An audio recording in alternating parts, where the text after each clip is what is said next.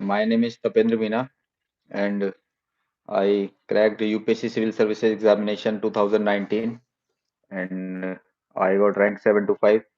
And presently, I am posted as Indian Civil Account Service and going under training.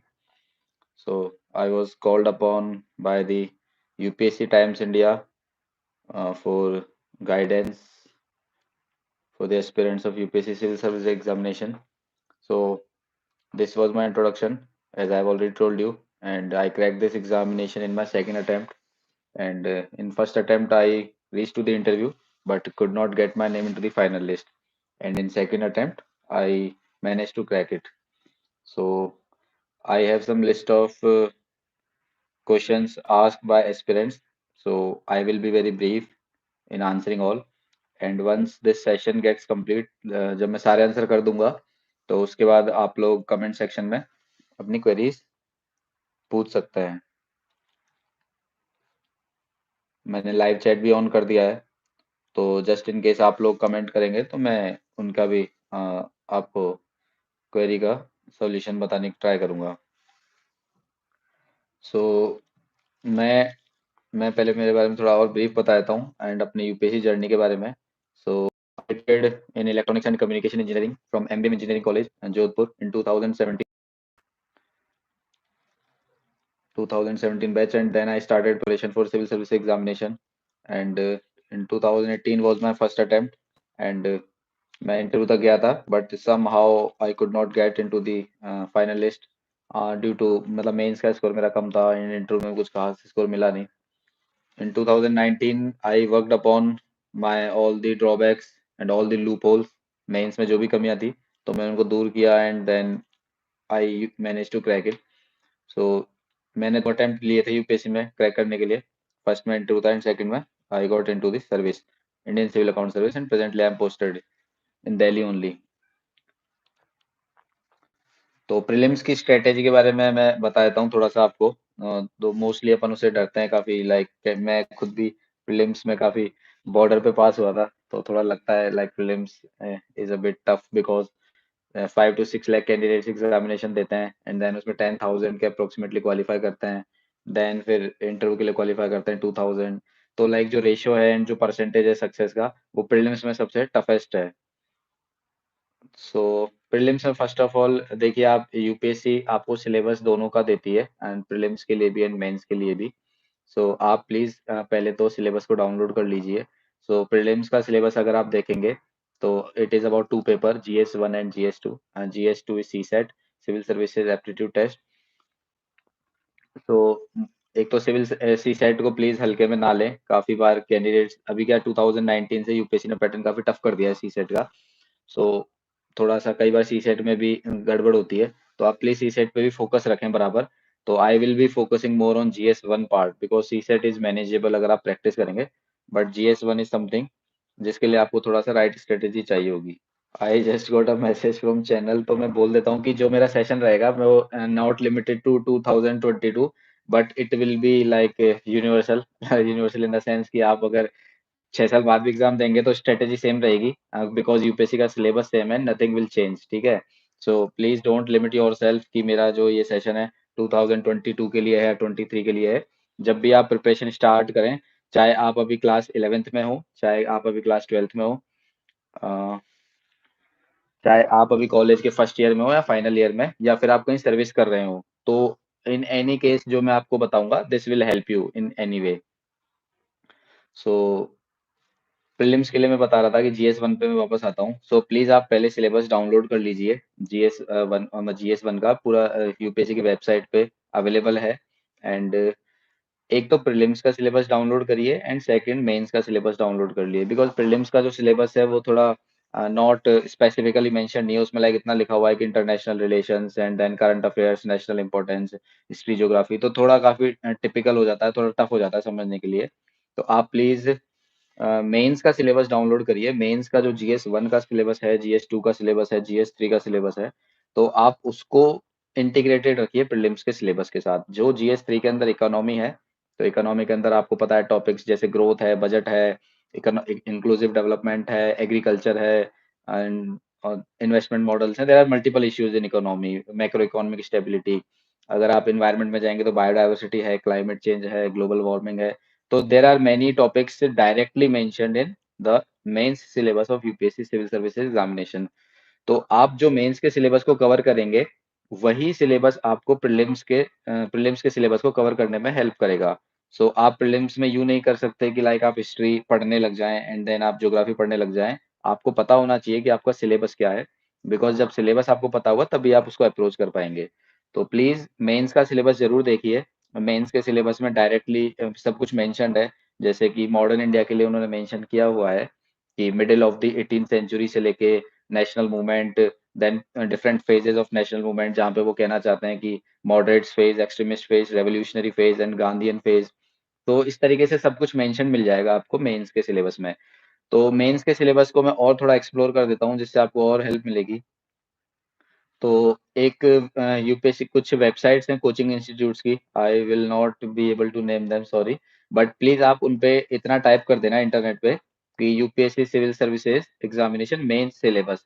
सो कुछ coaching institutes ने क्या है, काफी brief में इन सिलेबस के टॉपिक्स को ओपन अप किया हुआ है। जैसे अगर आप कहते हो इंटरनेशनल रिलेशंस, तो मेंस में लिखा हुआ है कि इंटरनेशनल रिलेशंस में हमारे बायलेटरल रिलेशंस हैं, मल्टीलेटरल ग्रुपिंग्स हैं, जैसे कि क्वाड ग्रुपिंग अभी रिसेंटली बनी है, या फिर यूनाइटेड नेशंस हुए, डिफरेंट एजेंसीज हुई, वर्ल्ड बैंक हुआ, आईएमएफ हुआ। So these all topics are important for main syllabus. At the same time these topics are important for prelims syllabus.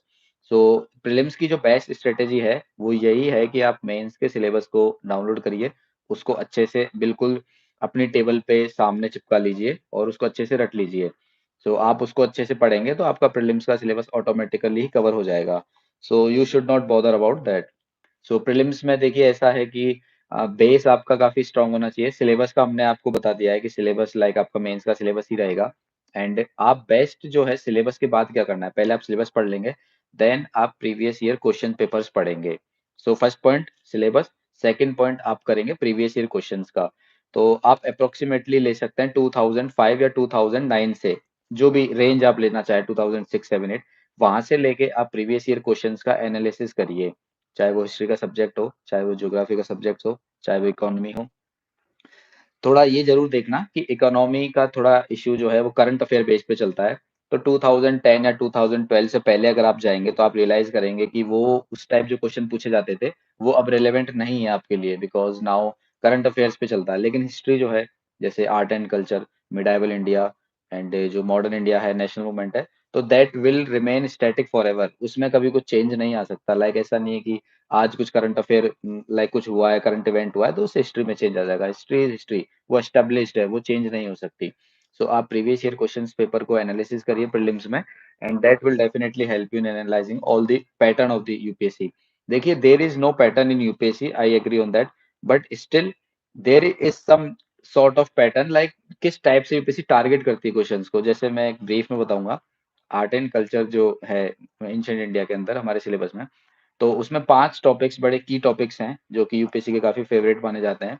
एक है आईवीसी जिसको कहते हैं इंडस वैली सिविलाइजेशन, सेकंड है बुद्धिज्म, थर्ड है जैनिज्म, एंड 4 एंड 5 पे आते हैं भक्ति मूवमेंट एंड सूफी मूवमेंट। तो आर्ट एंड कल्चर में अगर आप इनको फोकस करेंगे तो डेफिनेटली लाइक अगर 10 क्वेश्चन भी आते हैं तो आई थिंक 6 से 7 क्वेश्चन आराम से मैनेजेबल हो जाते हैं। कुछ 2-3 क्वेश्चन थोड़ा आउट ऑफ बॉक्स आते हैं, तो वो आप कर सकते हैं अटेंड तो बहुत अच्छी बात है, नहीं कर सकते हैं तो भी आप छोड़ सकते हैं।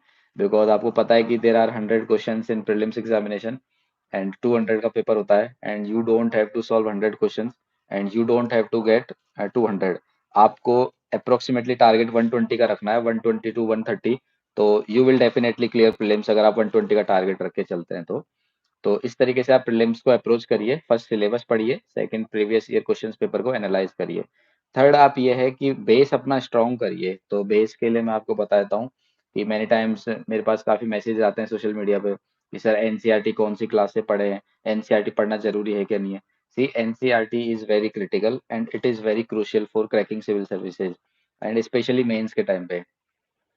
सो आप एनसीईआरटी पे जरूर फोकस करिए, एंड कौन सी एनसीईआरटी पढ़नी है एंड कौन सी एनसीईआरटी नहीं पढ़नी है ये आपको इंटरनेट पे भी सेम सारे टॉपर्स ने सेम ही बात बोली है, मैं भी रिपीट कर देता हूँ तसल्ली के लिए। तो ओल्ड एनसीईआरटी रेफर करिए प्लीज हिस्ट्री के लिए, ज्योग्राफी के लिए आप न्यू एनसीईआरटी रेफर करिए, एंड इकोनॉमी के लिए भी न्यू एनसीईआरटी ही रेफर करें। So old NCERT mainly history के लिए रेफर की जाती है। ज्योग्राफी के लिए भी आप कर सकते हैं, there is no doubt, but मैंने नई न्यू जो एनसीईआरटी थी वो रेफर करी थी। तो अपना बेस थोड़ा स्ट्रांग बनाइए, एनसीईआरटी का मल्टीपल टाइम्स रिवीजन करिए, एंड जब आपका मल्टीपल टाइम्स रिवीजन हो जाए उसके बाद आप स्टैंडर्ड बुक्स पे शिफ्ट कर सकते हैं। फॉर एग्जांपल आपने बिपिन चंद्रा की मॉडर्न इंडिया अगर बुक पढ़ ली है 12th क्लास की, ओल्ड एनसीईआरटी, तो उसके बाद आप स्पेक्ट्रम बुक उठा सकते हैं। पर आई विल रिपीट अगेन, स्पेक्ट्रम या फिर कोई भी आप स्टैंडर्ड बुक उठाना चाहते हैं एडवांस लेवल की, तो एनसीईआरटी का एट लीस्ट 3 टाइम्स आप रीडिंग करिए at least, because base is very important. आजकल क्वेश्चन जो है वो फैक्चुअल कम आ रहे हैं, एनालाइजिंग के ज्यादा आ रहे हैं। सो आप एनालाइज करिए एनसीईआरटी से, एंड देन आप स्टैंडर्ड बुक से फैक्चुअल डेटा वगैरह रिटेन कर सकते हैं। So this was, I will repeat again for summarise. तो फर्स्ट था हमारा सिलेबस, सेकंड था previous year question papers, and third था हमारा बेस। जो बेस है वो ओल्ड एनसीईआरटीज है, एंड देन आप follow up with the standard books. तो नेक्स्ट चीज पे मैं आता हूँ, फोर्थ है टेस्ट सीरीज। तो आप टेस्ट सीरीज की प्रैक्टिस करिए। सी टेस्ट सीरीज का थोड़ा एक रहता है कि डिपेंड करता है, हर कैंडिडेट का ग्रेस्पिंग लेवल डिफरेंट रहता है। सो जैसे अगर, जैसे मैं था, मैंने फर्स्ट अटेम्प्ट में अप्रोक्सीमेटली 18 टेस्ट लगाए थे, सेकेंड अटेम्प्ट में मैंने 5 ही टेस्ट लगाए थे, बिकॉज मैं PYQ previous year question paper इतना ज्यादा देख चुका था कि वो टेस्ट सीरीज के क्वेश्चंस मेरे को थोड़े आउट ऑफ कॉन्टेक्स्ट लगने लग गए थे। सो आप टेस्ट सीरीज प्रैक्टिस करिए, एंड मल्टीपल कोचिंग्स का आप एक मिक्सअप करिए। जैसे पिजन पिजन सॉरी, पर लाइक पिजन आईएएस कोचिंग है, आप उसको फॉलो अप करना चाहेंगे। पाजीराम कोचिंग है, आप उसको फॉलो करना चाहेंगे। और फॉर्म आईएएस है, उसको फॉलो करना चाहेंगे। मैं नाम थोड़ा ले रहा हूँ, डायरेक्ट नहीं ले सकता। तो आप एक ही कोचिंग का फॉलो अप करने से बेटर है कि आप मिक्स कर दीजिए टेस्ट पेपर्स को। लाइक आप 5 पेपर एक एक्स कोचिंग से दीजिए, 5 पेपर आप वाई कोचिंग से दीजिए, और 5 पेपर जेड कोचिंग से दीजिए। तो मार्केट में या इंटरनेट पे सब अवेलेबल रहता है, तो जरूरी नहीं है कि आपको फीस भरना पड़े। अगर आपका फाइनेंशियल कंडीशन थोड़ा वैसा है, प्रॉब्लम है, तो इट इज नॉट इम्पोर्टेंट कि आप फीस भरें and then test series join करें। आप डायरेक्टली ही आप डायरेक्टली ही मतलब मार्केट से बाय कर सकते हैं, या फिर पीडीएफ भी आपको इंटरनेट पर अवेलेबल मिल जाएगी टेस्ट पेपर्स की, तो आप वहां से सोल्व करिए। तो 4 चीजें मैंने आपको बता दी हैं, syllabus, then PYQ, and then base आपका जो एनसीईआरटीज का रहेगा, एंड फोर्थ आपका test series. This will suffice for your prelims. Prelims के लिए इसके ना आगे कुछ आपको बढ़ना है, ना आपको पीछे बढ़ना है, इतना आपको करना है। एंड इसके बाद ये रहेगा कि आपका मल्टीपल टाइम्स रिवीजन रहेगा, जो कि की पॉइंट आता है पांचवा लास्ट। आप रिवीजन कितनी बार करेंगे। तो नेक्स्ट जो क्वेरी है मेरे पास, प्रीलिम्स प्रीलिम्स का एक थोड़ा सा और मैं बता देता हूँ कि किसी ने रिसेंटली शायद कमेंट सेक्शन में पूछा है कि कौन सी ओल्ड एनसीईआरटी पढ़नी है। मैंने आपको बताया था कि ओल्ड एनसीईआरटीज को ही रेफर करें, एंड कुछ सब्जेक्ट्स में न्यू एनसीईआरटीज हैं। आप लिख लें चाहे तो, मैं एक बार रिपीट कर देता हूँ। हिस्ट्री के लिए आप ओल्ड एनसीईआरटीज रेफर करिए, एंड 11th 12th क्लास की आती है रामशरण शर्मा जी की, सतीश चंद्रा जी की, एंड बिपिन चंद्रा, सतीश चंद्र शायद मिडाइवल के, मेरे को नाम याद नहीं है, बिपिन चंद्रा जो हमारे मॉडर्न के लिए। अगर आपको बहुत ही ज्यादा प्रॉब्लम आ रही है लाइक 12th 11th क्लास की एनसीईआरटी को समझने के लिए, तो आप प्लीज 6th क्लास की एनसीईआरटी को रेफर कर सकते हैं। 6th 7th 8th 9th इनको रेफर कर सकते हैं। ज्योग्राफी के लिए मैं कहूंगा कि if you are coming from technical background या फिर नॉन ह्यूमैनिटीज, जो बीए में लड़के पढ़ते हैं ज्योग्राफी, उनको इतनी दिक्कत नहीं आएगी। But if you are coming from non geography background, तो आप 6th क्लास से एनसीईआरटी पिकअप करिए, because even the summer solstice, winter solstice, equinox, जो बहुत ही बेसिक टॉपिक्स होते हैं, जिनको देख के लाइक ऐसा लगता है कि यार ये तो मैं वैसे ही कर दूंगा, यूपीएससी इन पे भी क्वेश्चन कई बार घुमा के पूछती है। फॉर एग्जाम्पल 2019 में क्वेश्चन पूछा था यूपीएससी ने कि जो सन है वो होराइजन के नीचे कब नहीं जाता है, लाइक किस में नहीं जाता है। एंड इन नदर्न पोल्स पे जो है, उसने कहा है कि लाइक नदर्न हेमिस्फेयर के अंदर सन होराइजन के नीचे नहीं जा रहा है। तो उन्होंने ऑप्शन दे दिया कि summer solstice, winter solstice, equinox. तो it was very confusing question. But वो कहना चाह रहा है कि जब समर सोलस्टाइस होता है, जो कि हमारा जून में होता है, 21 जून के अराउंड, तो उसमें 6 महीने तक हमारा नॉर्दर्न हेमिस्फेयर में रात नहीं होती है, वहाँ मिडनाइट स्काई कहते हैं, मिडनाइट सन कहते हैं उसको। तो वहाँ पे लाइक वो हॉरिजॉन्टल जो अर्थ का एक वो बनता है, कर्व बनता है हेमिस्फेयर का, वो उस सन उसके अबव रोटेट करता है, लाइक इस तरीके से, हेमिस्फेयर की तरह इस तरीके से। सन नॉर्मली डाउन नहीं जाता है कर्व से नीचे, जैसे आपको कैमरे में मेरा हाथ दिख रहा होगा, तो लाइक वो नीचे नहीं जाता, सन रोटेट करता है, लाइक इस तरीके से वो चलता रहता है। तो इस तरीके से कुछ बेसिक कंसेप्ट हैं ज्योग्राफी के, जो 6th क्लास के एनसीईआरटी में आपको समझने में मदद मिलेगी। बुक्स का मैंने बता दिया। Now I will shift to the next query जो थी। ओके, आपकी मेंस स्ट्रेटेजी के बारे में बताइए। Okay, it is a very normal, मतलब थोड़ा-सा मॉडिफिकेशन बताऊँगा मेंस की स्ट्रेटेजी में। तो जो हमने पहला प्रीलिम्स में किया था सिलेबस, वो हमको यहाँ भी करना है। सिलेबस हमको बिल्कुल पॉइंट पे यूपीएससी ने दिया हुआ है। सेकंड हमने प्रीलिम्स के लिए किया था। प्रीलिम्स के लिए हमने किया था कि पीवाईक्यू देखे थे। सिमिलरली हम मेंस में देखेंगे previous year question paper. Third हमने उसके लिए किया था कि बेस स्ट्रॉन्ग रखना है, तो वहां पर हमने ओल्ड एनसीईआरटीज का जिक्र किया था प्रीलिम्स में। मेंस में ये रहेगा कि सी जो स्टैटिक टॉपिक्स हैं जो सिलेबस में मेंशन्ड है, फॉर एग्जांपल अगर इकोनॉमी का इंक्लूसिव ग्रोथ टॉपिक आता है, तो ये मिक्स है स्टैटिक का एंड करंट अफेयर का। कैसे, मैं एग्जांपल बताता हूँ। तो इंक्लूसिव ग्रोथ की एक प्रॉपर डेफिनेशन होती है, वो एक स्टैटिक का पार्ट है। इंक्लूसिव ग्रोथ के फीचर्स क्या हैं कि social development, economic development, environmental development, political inclusion, social inclusion, मतलब it is a very wider concept, inclusive growth. It is not a economic concept only, and it is a uh, multiple subjective, like काफी इसमें social, polity, economy, काफी चीजें mix up रहती है, environment. सो inclusive growth का वो static part है। When it comes to current affair of inclusive growth, तो उसमें हम गवर्नमेंट की सोशल सेक्टर स्कीम्स का जिक्र कर सकते हैं। जैसे कि अभी पैंडेमिक के टाइम आपको पता है कि कितना चैलेंजेस फेस करना पड़ा था हमारे माइग्रेंट्स को, बहुत ज़्यादा क्राइसिस फ़ील हुई, हेल्थ सेक्टर चरमरा गया था पूरा। तो आत्मनिर्भर भारत जो पैकेज गवर्नमेंट ने लॉन्च किया था, जैसे कि उसके अंदर हमने प्रधानमंत्री गरीब कल्याण योजना लॉन्च करी थी, प्रधानमंत्री गरीब कल्याण अन्न योजना लॉन्च करी, हम नेशनल पेंशन स्कीम हमारी ऑलरेडी चली आ रही है, प्रधानमंत्री वय वंदना योजना सीनियर सिटीजन्स के लिए जो हम दे रहे हैं, वुमेन्स के लिए मातृत्व वंदना योजना हम दे रहे हैं, चिल्ड्रंस के लिए पीएम स्कीम आई है। तो these all are targeting the vulnerable sections of the society. तो सोशल पर्सपेक्टिव से ये इंक्लूसिव ग्रोथ के लिए करंट अफेयर्स के टॉपिक्स हैं कि ये चीजें करंट अफेयर में जो हो रही हैं प्रेजेंटली, जैसे नई नई स्कीमें लॉन्च हो रही हैं, तो वो स्कीम्स वल्नरेबल सेक्शंस को अपलिफ्ट करने के लिए लाते हैं। फार्मर्स के लिए हम 3 नए लॉज ले आए। तो इंक्लूसिव ग्रोथ का डायरेक्ट क्वेश्चन नहीं आता है, वो लाइक करंट अफेयर से पिकअप करते हैं, तो वो इंक्लूसिव ग्रोथ का ही पार्ट रहेगा।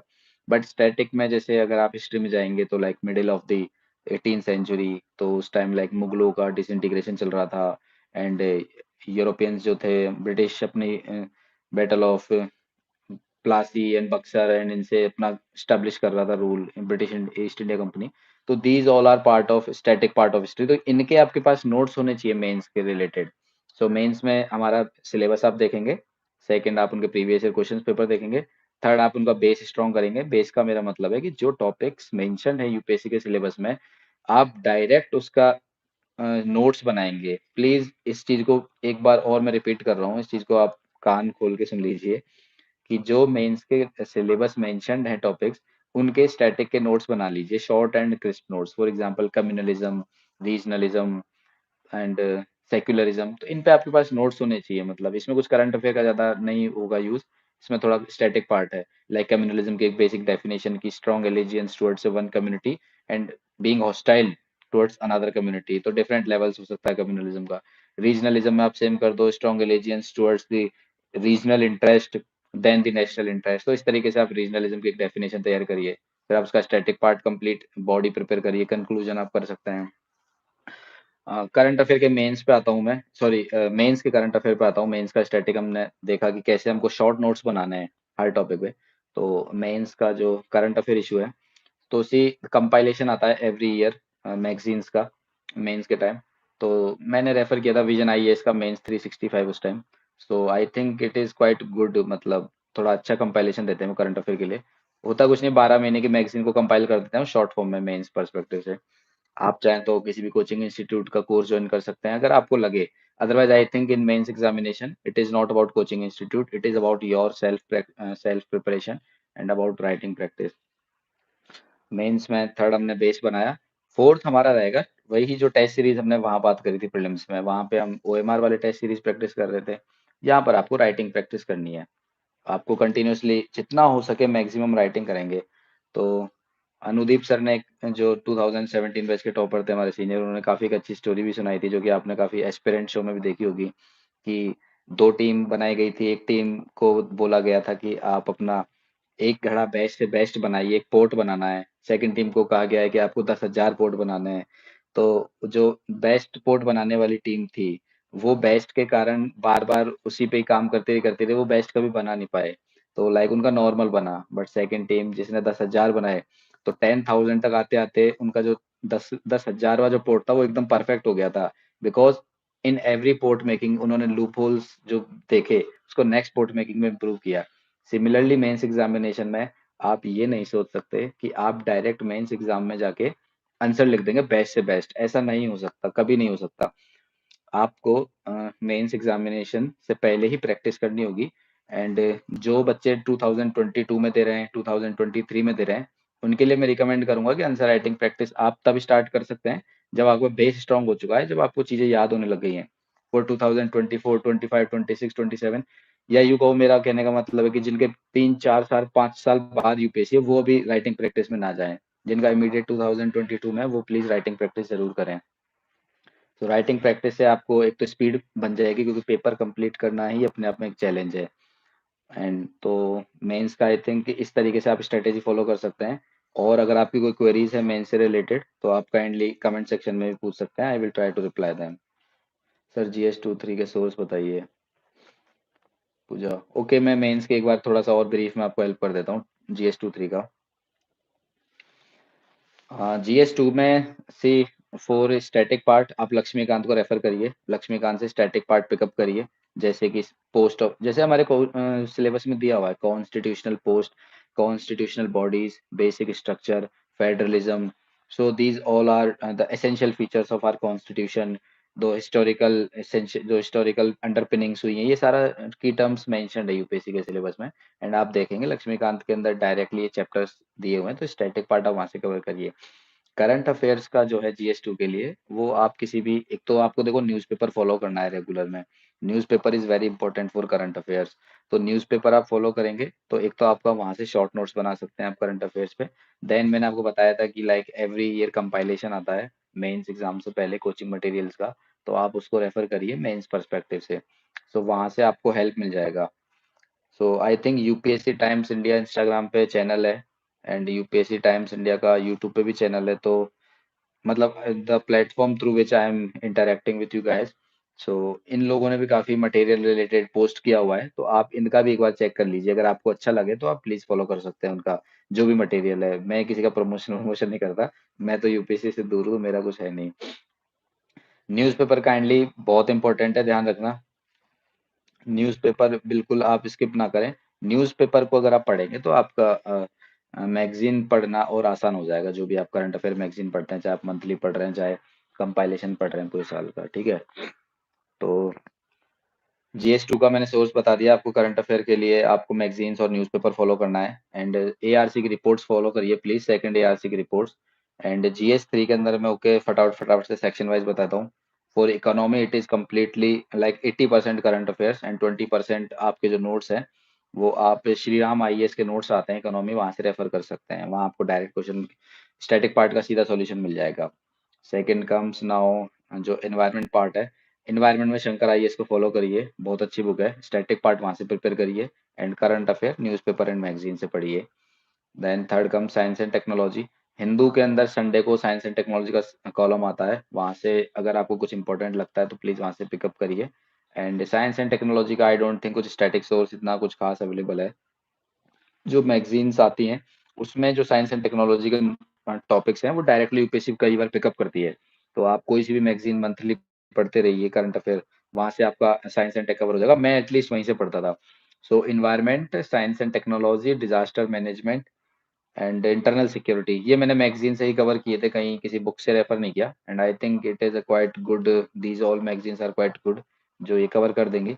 एंड मैगजीन्स का नाम तो मैं क्या लूँ, आपको पता है, विजन IAS की मेंस 365 आता है, फॉरम IAS के नोट्स आते हैं, इनसाइट्स IAS के कुछ मॉड्यूल्स आते हैं लास्ट में, तो आप उनको रेफर कर सकते हैं। तो आफ्टर यू क्रैक मेंस आपका इंटरव्यू स्टेज आता है। सो इंटरव्यू स्टेज का भी एक सिलेबस है, and it is officially it is called personality test not interview, because वहाँ पे आपकी पर्सनैलिटी का टेस्ट होता है। एंड यूपीएससी के सिलेबस में क्लियरली मेंशन्ड है कि they will not be checking your knowledge or any of your like GK or sort of those things, because it has already been tested in prelims and mains. So in interview, it will be directly a interaction between the panel and you. So they will try to dig in and try to dig out.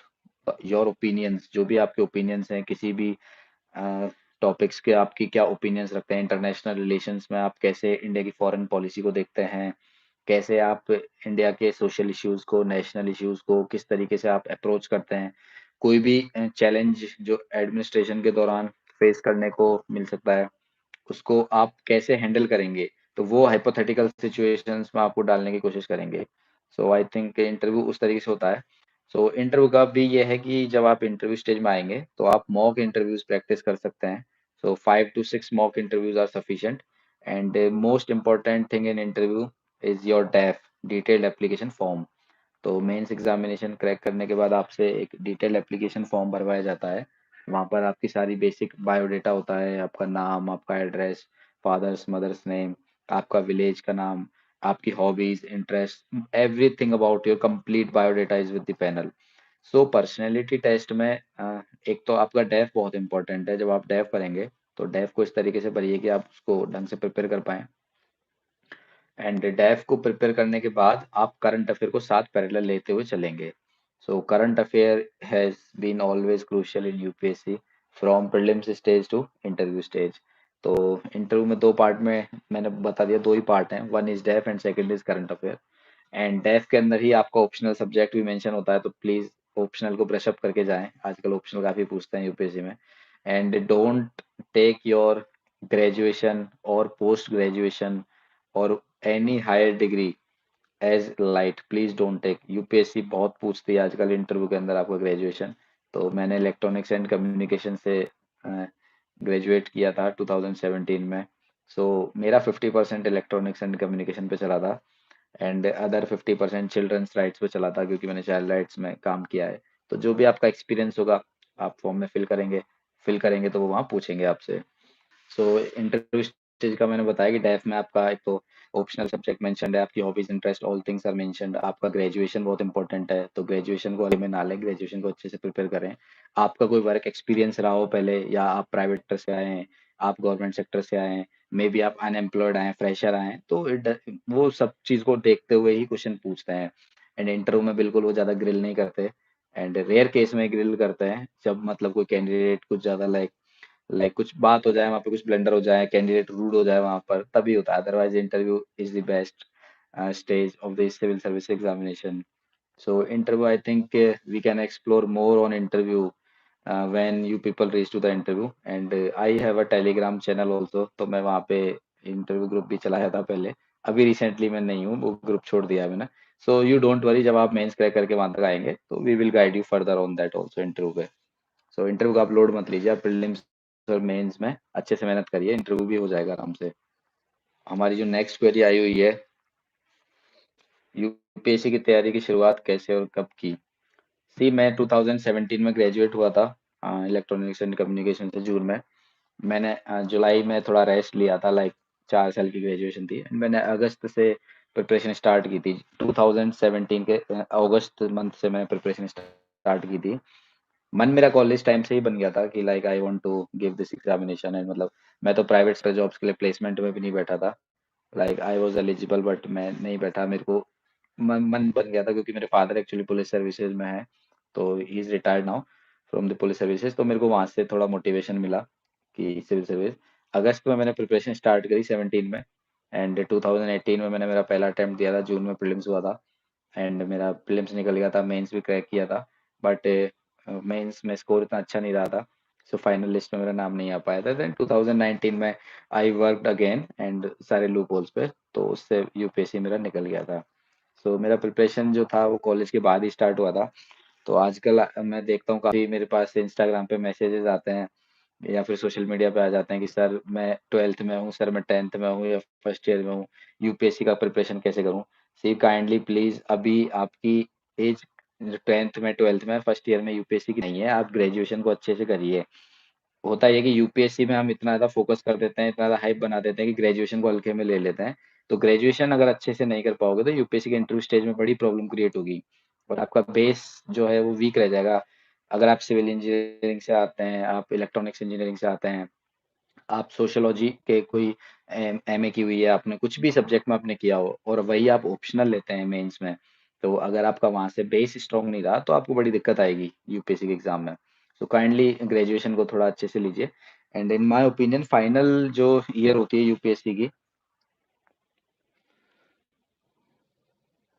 जो final stage होती है UPSC की, sorry college के आपके final year जो होता है वहां से आप यूपीएससी की प्रिपरेशन स्टार्ट कर सकते हैं। गिवन ग्रेजुएशन को बिल्कुल हल्के में ना लें।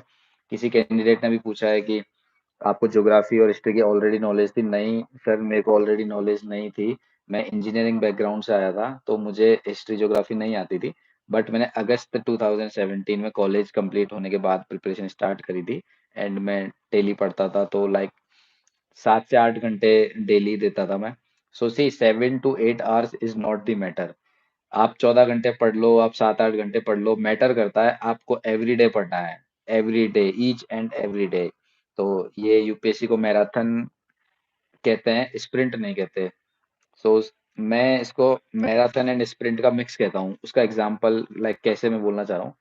स्प्रिंट इन सेंस कि आपको एवरी डे फास्ट रन करना है, एवरी डे आपको दौड़ना है, ठीक है। तो ये आपकी एवरी डे स्प्रिंट होगी। मैराथन होगी कि आपको 1 साल 2 साल तक चलने की प्रोसेस, आपकी प्रिपरेशन 1 साल पहले स्टार्ट होती है और उसके बाद इंटरव्यू स्टेज तक आते आते 2 साल हो जाते हैं। तो मैराथन है, वो पूरी प्रोसेस है। एंड एवरी डे आपका स्प्रिंट होगा जो आप एवरी डे पढ़ेंगे। सर आपने कौन सी कोचिंग की थी? सॉरी आकाश अमृत, मैंने कोचिंग नहीं ज्वाइन करी थी, मैंने सेल्फ प्रिपेयर किया था अगस्त से ही, जो मैंने कॉलेज के बाद ऑनलाइन काफ़ी हेल्प मिल जाती है। टॉपर्स के ब्लॉग मैंने देखे थे, तो टॉपर्स के ब्लॉग्स जैसे उस टाइम हमारे 2017 में मैम थी अनु कुमारी मैम, एयर टू आई थी, अनुदीप दुरिशेट्टी सर थे। इन लोगों के हमने ब्लॉग्स भी चेक किए थे, तो इनसे काफ़ी हेल्प मिली। उससे पहले 2016 में नंदिनी कुमार मैम थी, उन लोगों के टॉपर्स हमने देखे। गौरव अग्रवाल सर हैं 2014 बैच के, आईएएस एयर वन, उनके हमने ब्लॉग देखे, तो वहां से काफी हेल्प मिल जाती थी प्रिपरेशन में कि लाइक गाइडेंस कैसे करें। आपकी तरह हम भी उस टाइम से थोड़ा बहुत यूट्यूब देख लेते थे, पर ज्यादा नहीं देखते थे, क्योंकि more than searching about UPSC आपको पढ़ना चाहिए। होता क्या, कैंडिडेट वीडियो देखते रहते हैं, वीडियो देखते रहते हैं, कोचिंग करते हैं, बट सेल्फ प्रिपेयर नहीं करते। Self is very important. सारे सब्जेक्ट्स डेली पढ़ने हैं या एक दिन में एक सब्जेक्ट पढ़ना है, ये कम्प्लीटली आपकी चॉइस रहेगी। सॉरी, किसी का कमेंट था इसलिए मैं उसका बता रहा हूँ। सो सी मेरा जो स्ट्रेटेजी रहता था, मैं ये करता था कि मेरा एक सब्जेक्ट को मैं एक बार एक स्ट्रेच में ले जाता था। जैसे अगर मैंने ancient art and culture pickup किया है, तो मैं 3 दिन लगाऊंगा, लेकिन 3 दिन सिर्फ वही पढ़ूंगा। अब 3 दिन में ये हो सकता है कि मैं करंट अफेयर का तो जरूर पढ़ूंगा, तो स्टैटिक पार्ट में मैं उस टाइम कुछ और पिकअप नहीं करूंगा, ज्योग्राफी पिकअप नहीं करूंगा। जब मैं आर्ट एंड कल्चर कंप्लीट कर देता हूँ तो मैं मिडाइवल पे शिफ्ट होता था। मिडाइवल कंप्लीट करने के बाद मॉडर्न इंडिया पे। मेरे दोस्त थे जिन्होंने क्रैक किया था, वो ऐसे थे कि वो सुबह 2 चैप्टर आर्ट एंड कल्चर के पढ़ते थे, 2 चैप्टर दिन में ज्योग्राफी के पढ़ते थे, 2 चैप्टर शाम को मॉडर्न इंडिया के पढ़ते थे। तो ये कम्प्लीटली आपकी चॉइस है कि आप किस में थोड़ा कन्वीनियंट फील करते हैं, तो आप उसके बारे में टेंशन ना लीजिए, आप उसके बारे में चिल रहिए बिल्कुल। तो इंटरव्यू स्टेज कंप्लीट हो गई है, यूपीएससी की तैयारी की शुरुआत का मैंने बता दिया है, एनसीईआरटी कितनी इंपॉर्टेंट है। सी इसका आंसर ऑलरेडी आई थिंक मैंने दे दिया है, जब आपने पूछा था कि प्रीलिम्स एंड मेंस की स्ट्रेटेजी। तो प्रीलिम्स एंड मेंस नहीं निकलेगा विदाउट एनसीईआरटी। फोर लिख लीजिए डैम श्योर। विदाउट एनसीईआरटी अभी तक तो कोई पैदा हुआ नहीं है 70 साल में जो लाइक यूपीएससी क्रैक कर दिया। इतना समझ जाओ, इससे क्या मेरा मतलब है कि इंपॉर्टेंट का मतलब ये है कि विदाउट एनसीईआरटी इतिहास में अभी तक कोई टॉपर आया नहीं जिसने क्रैक किया है। कोई नहीं कर सकता, बिकॉज ये बिल्कुल आप वैसा कहना चाह रहे हो कि लाइक आपको माउंट एवरेस्ट चढ़ना है, ठीक है, तो यूपीएससी को एक तरीके से माउंट एवरेस्ट चल लीजिए। अब माउंट एवरेस्ट आपको चढ़ना है, लेकिन आपको हाइकिंग एंड क्लाइंबिंग नहीं आता, आपको कोल्ड टेम्परेचर में रहने की आदत नहीं है, तो समझ रही है, आपको जो बेस है वो है ही नहीं आपका। तो ऐसा नहीं है कि अचानक से आज मेरा मन चला और मैं माउंट एवरेस्ट पर चढ़ जाऊंगा, नहीं sir, it is not possible. So without making your foundation base strong you can not do the UPSC. So NCERT is the base. UPSC एक बिल्डिंग है, एनसीईआरटी उसके पिलर्स हैं, उस पिलर्स के बिना यूपीएससी ध्वस्त है, वो नहीं खड़ी हो सकती। तो एनसीईआरटी वो पिलर्स हैं, उस पिलर्स को पकड़िए। जीएस 4 एथिक्स पे आप कह रहे हैं, चलो ठीक है, मैं इसका भी बता देता हूँ आपको जीएस 4 एथिक्स का एक बार। सो एथिक्स के लिए मैं आपको बड़ा शॉर्ट में बताऊंगा। एक तो लेक्सिकॉन बुक आती है, एंड एक मुदित जैन सर की बहुत अच्छी बुक उन्होंने रिसेंटली निकाली है, डिकोड एथिक्स, तो काइंडली इन दो को रेफर करिए। तो स्टैटिक पार्ट आपको कम्प्लीटली कवर हो जाएगा। प्रीवियस ईयर क्वेश्चन पेपर आप वहां से देख सकते हैं। And ethics is more about आपका कॉन्शियंस, एंड आपकी grasping power in ethics, situational level, case studies में कैसे, देन आपकी राइटिंग प्रैक्टिस आती है। अगर आपका कॉन्शियस क्लियर है, आपके इंटेंशन क्लियर है, थोड़ा आप ऑब्जेक्टिव पर्सन है, बायस नहीं है, प्रिजुडिस नहीं रखते, चाहे वो कास्ट रिलेटेड हो, चाहे रिलीजन रिलेटेड हो, चाहे लैंग्वेज, जेंडर, इन चीजों पे आप डिस्क्रिमिनेट नहीं करते हैं, तो आई एम प्रिटी श्योर कि आप एथिक्स में बहुत अच्छा स्कोर कर सकते हैं। अब ऐसा नहीं कि जिनका एथिक्स में अच्छा स्कोर नहीं आता वो बायस्ड है, ऐसा मत मानना। इट इज जस्ट कि राइटिंग प्रैक्टिस चाहिए होती है। जो आपके मन के विचार हैं, उनको आपको कॉपी में उतारना है, तो आप उसके हिसाब से भी देखिए कि आप एथिक्स को लेक्सिकॉन से, डिकोड एथिक्स से and previous year question papers को फॉलो करिए। This will be the best strategy for ethics. Akash Samrit, आप ऐसे तो लिख रहे हैं, पर प्लीज उसकी स्पेलिंग तो सही लिखिए। सी, अगर आप ग्रामेटिकल मिस्टेक इतनी करोगे तो आप कैसे ऐसे लिखोगे? अभी आपने ऐसे की जगह इजी लिख दिया। ठीक है, तो प्लीज थोड़ा ग्रामेटिकल का देखना, क्योंकि वहां पे ऐसे में आप ऐसे का भी मैं बता दूंगा। थोड़ा थोड़ा मैं जो क्वेरीज मेरे पास ऑलरेडी है, प्लीज मैं उनका रिप्लाई कर देता हूँ। सो एनसीईआरटी कैसे पढ़े? सी, आप प्रीवियस ईयर क्वेश्चंस पेपर जब आप देखते हैं, तो आपको एनालाइज होगा कि यूपीएससी फैक्चुअल क्वेश्चंस थोड़ा कम पूछती है। लाइक फैक्चुअल भी पूछती है, but more than analysing types वो पूछती है।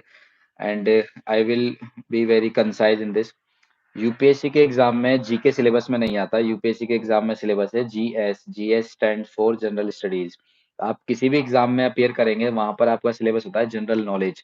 सो knowledge is something static, is something factual.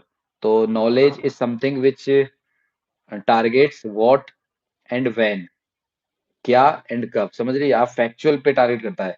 UPSC is more about general studies. Studies is not static. Studies को हिंदी में कहते हैं सामान्य अध्ययन, जीएस को सामान्य अध्ययन। अध्ययन इज समथिंग जो जब तक आप पढ़ रहे हैं वो अध्ययन चल रहा है, आप रेगुलर अपडेट करिए। तो अध्ययन में आपको एनालाइज करना आना चाहिए। आपको ये नहीं होना चाहिए कि बस मैंने पढ़ लिया कि बैटल ऑफ प्लासी हुई थी, उस ईयर में हुई थी, उन दोनों बीच लोगों के बीच में हुआ, कि बैटल ऑफ बक्सर हुआ। ये तो स्टेट पीसीएस वाले पूछते हैं सर, देखिए ये यूपीएससी नहीं पूछेगी।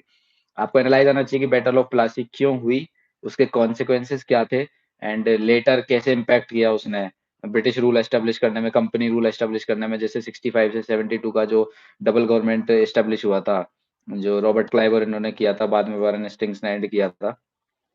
सो प्लासी का जो युद्ध था, उससे ब्रिटिश पावर, जो एक कंपनी पावर थी, वो एस्टेब्लिश होने लगी थी। एंड बक्सर में उसने ये ध्वस्त कर दिया था मुगलों को।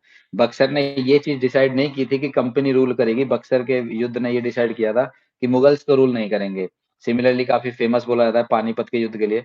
तो नॉर्मल जो है फैक्चुअल डेटा, अगर आपको एनसीईआरटी पढ़नी है, नॉर्मल फैक्चुअल डेटा होता है कि आप पढ़ लेंगे कि बैटल ऑफ पानीपत जो थर्ड है वो किसके बीच में हुआ, कि भाई अहमद शाह अब्दाली आ गए, मराठा गए। ये हुआ फैक्चुअल डेटा, ठीक है। बट एनालाइज का मतलब है, मैं आपको एक डायरेक्ट पॉइंट बताता हूँ जो यूपीएससी टारगेट करती है, कि व्हाई एंड हाउ। ये है यूपीएससी का टारगेट, कि कैसे और क्यों। सो जो बैटल ऑफ पानीपत थर्ड है, उसका बड़ा फेमस कॉन्सिक्वेंस ये है कि उसने ये डिसाइड नहीं किया था कि इंडिया पे कौन राज करेगा, बट उसने डेफिनेटली ये डिसाइड कर दिया था कि मराठा तो राज नहीं करेंगे। आप समझ रहे हो? ये होता है एनालिसिस बैटल ऑफ उसका पानीपत के थर्ड का। तो कंपनी जो थी, तो अहमद शाह अब्दाली ने जब इनको डिफीट किया था मराठास को, तो मराठास की जो सुप्रीमेसी थी इंडिया के ऊपर, वो ध्वस्त हो चुकी थी। तो वहां से वो अब रूल नहीं कर सकते थे आगे। उनका जो कंटेंशन था, जो भी उनका कंटेस्टेंट वो थे इंडिया पे रूल करने के लिए, वो फेल हो गया था। So these all things you have to analyse. तो एनसीईआरटी आपको ऐसे पढ़नी है। तो मेरा जो मैंने आपको बैकग्राउंड दिया है, जो एग्जाम्पल दिया है, वो कोई ऐसे नहीं दिया कि हवा में आप मत उड़ाना है इसको। आपको मैंने इसलिए दिया है कि आप एनसीईआरटी पढ़ते टाइम एनालाइज करते हुए रहें। मतलब उसको यूं नहीं कि आपने कोई लाइन पढ़ी, आपने रट लिया। आपने रट लिया कि फर्रुख सैयार ने साहब फरमान जारी कर दिया। ये फर आप देखिए, फरमान जारी करने का उस टाइम प्रेशर था, कंपनी का वो था, उन पे जो भी था करप्शन था, सिस्टम बहुत डिस्टेबलाइज था 18 सेंचुरी का। जो पॉलिटिकल डिस्टेबलाइजेशन था, मुगल्स डिक्लाइन कर रहे थे, करप्शन था, जागीरदार क्राइसिस चल रही थी, इंट्रूजन हो रहा था, बाहर से इन्वेजन हो रहे थे, औरंगजेब के बाद पीकॉक थ्रोन को उखाड़ लेगा। मतलब काफी चीजें इतनी होती है, ये सब आपको एनालाइज करनी पड़ेगी। तो एनसीईआरटीज को हिस्ट्री में आप ऐसे पढ़ सकते हैं। ज्योग्राफी में जैसे एनालाइज की बात करते हैं, तो ज्योग्राफी में तो आई थिंक ज्यादा कुछ रटने का है नहीं। तो जैसे कि एयर सर्कुलेशन आता है, तो एयर सर्कुलेशन में प्लेनेटरी इवेंट्स की बात होती है, easterlies, westerlies and polar easterlies. तो आपको उनको समझते हुए चलना है, डायग्राम कैसे बनते हैं, कैसे नहीं बनते। सो प्लीज एनसीईआरटी को पढ़ने के लिए प्रीवियस ईयर के क्वेश्चन पेपर देखिए। ये देखिए कि प्रीवियस ईयर क्वेश्चन पेपर में कितना डिग इन कर रहे हैं वो। फिर उस लेवल पे आप एनसीईआरटी को पिकअप करिए और एनसीईआरटी को बेस बनाइए। एनसीईआरटी में से फैक्ट्स मत रटिए, एनसीईआरटी को एनालाइजिंग की तरह रखिए, एनालाइज करते रहिए टॉपिक्स को। एंड यूपीएससी के मेंस के एंड प्रीलिम्स के प्रीवियस ईयर क्वेश्चन पेपर देखते रहिए, तो उनसे आपको काफी हेल्प मिल जाएगा कि एनसीईआरटी कैसे कवर अप करना है।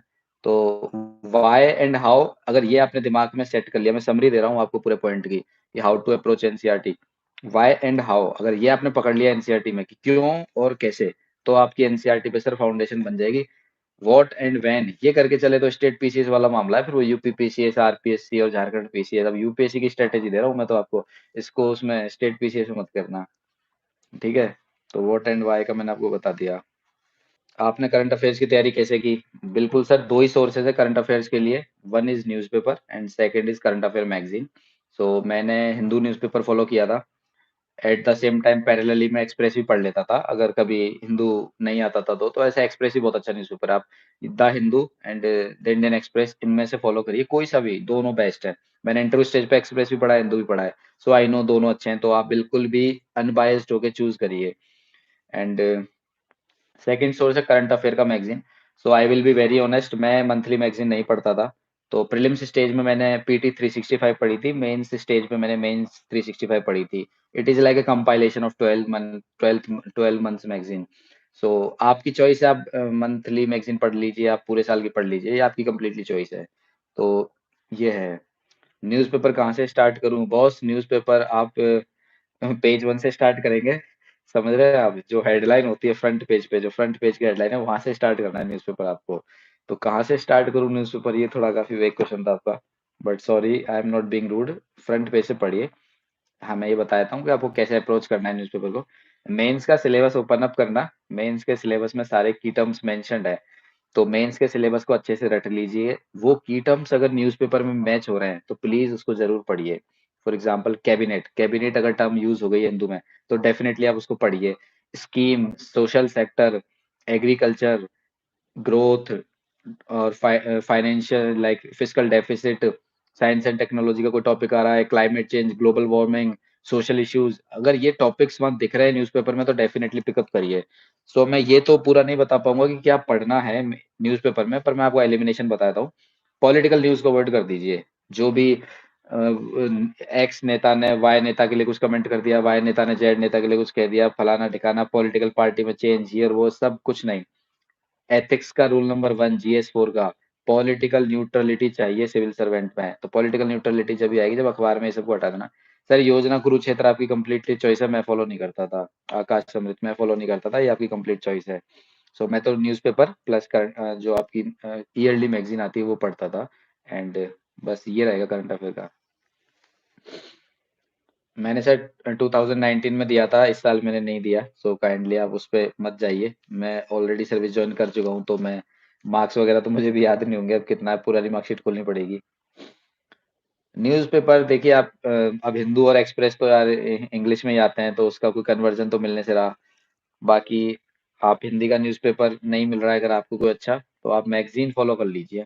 बट हिंदू तो अब इंग्लिश में ही आता है, उस पर तो sorry I can not help. But Hindi के लिए मैगजीन्स बहुत अच्छी आती है। एक चीज मैं बताता हूँ हिंदी मीडियम वालों के लिए स्पेशली, जो लोग हिंदू न्यूज़पेपर को नहीं फॉलो कर पा रहे हैं, हिंदी मीडियम वाले स्टूडेंट्स, जो लोग हिंदू न्यूज़पेपर को फॉलो नहीं कर पा रहे हैं, काइंडली दृष्टि आईएएस की आप मंथली मैगजीन पढ़ लीजिए। दृष्टि आईएएस जो है वो हिंदू न्यूज़पेपर का कंपाइलेशन बनाता है, और वो उसको हिंदी ट्रांसलेट करके देता है, तो आप वहां से पिकअप कर लीजिए मंथली मैगजीन, वो बहुत अच्छा रहेगा। So I will shift to the next query. Newspaper, UPSC में न्यूज़पेपर्स कितने इंपॉर्टेंट है, ये क्वेश्चन इंटर रिलेटेड है मेरे प्रीवियस आंसर से। करंट अफेयर की तैयारी कैसे की? तो करंट अफेयर की तैयारी न्यूज़पेपर से ही की है। तो न्यूज़पेपर पढ़ते रहिए, और करंट अफेयर जो है वो न्यूज़पेपर से ही बनता है, समझ रहे हैं आप? तो जो करंट अफेयर आएगा वो न्यूज़पेपर में आप पढ़ेंगे, तो वहीं से आप पिकअप करिए। So current affair and newspaper both are related. कि न्यूज़पेपर कितना इंपॉर्टेंट है। करंट अफेयर एक बिल्डिंग है, एंड न्यूज़पेपर उसके पिलर्स हैं। विदाउट न्यूज़पेपर करंट अफेयर कुछ नहीं है, वो बिल्डिंग खड़ी नहीं हो सकती। उस बिल्डिंग को इस्टेब्लिश करने के लिए आपको न्यूज़पेपर पढ़ना ही पड़ेगा हर हाल में। न्यूज़पेपर नहीं पढ़ सकते तो मैगजीन पढ़िए प्लीज़, बहुत इंपॉर्टेंट है। मतलब इतना कह देता हूँ कि 100 में से 80 नंबर न्यूज़पेपर से ही आएंगे, ये मान लो। अब तुमको 80 नंबर चाहिए कि 80 नंबर छोड़ना, 80 नंबर छोड़ने तो न्यूज़पेपर छोड़ दो, कोई दिक्कत नहीं है, और 80 नंबर लाने हैं तो न्यूज़पेपर पढ़ो। How to remember history and other subject, Nisha please. Revision is the only solution. कि रिवीजन का मतलब क्या होता है? RE re and VISION, vision.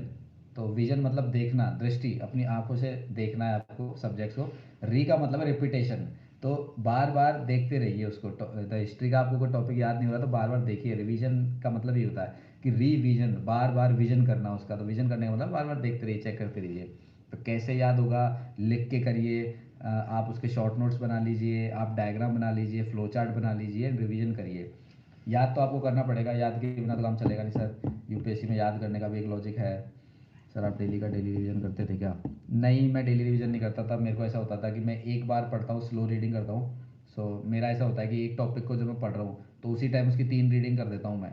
तो जब नेक्स्ट टाइम उसको पढ़ रहा होता हूँ तो मेरे को रिवीजन का इतना इशू नहीं होता। तो मेरा रिवीजन होता है, एग्ज़ाम से एक बार पहले रीडिंग होती थी मेरी, और एग्ज़ाम से एक बार मतलब लाइक हफ्ते भर पहले मेरा रिवीजन हो जाता था।